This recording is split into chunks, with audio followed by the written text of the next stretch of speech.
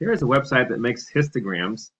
The website address is wesa.net/rwasp_histogram.wasp. I'll put the address in the description under the video.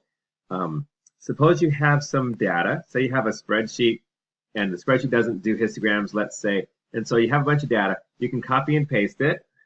Control C for copy, and then go back to the website. Scroll down a little bit. Here's some data. The website already has some data in there already just to see what it's like, but you can just press Control A, select it all, press Delete, and then put in your own data. Control V to paste it all. All right, so here we have a bunch of data, and then there's some options. Usually just leave all the options blank. You can, let's leave this blank as well. And then just click Compute.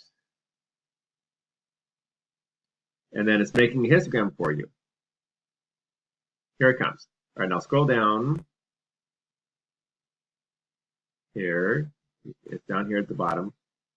It makes the frequency table for you, gives the bins, midpoints, absolute frequency, relative frequency, cumulative frequency, and then here's the histogram right here.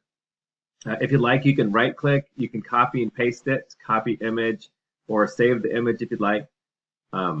You can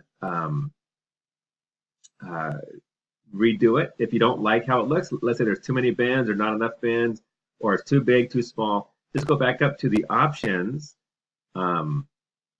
Let's say you want 50 bins. So type 50 for number of bins. And then let's say you want to give it a different name.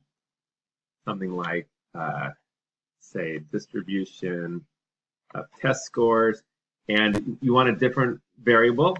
You could do something like scores, and then click Compute.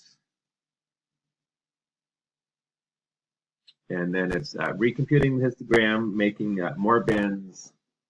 Just scroll down. There's the frequency table again. And here it is, 50 bins this time. All right, that's it.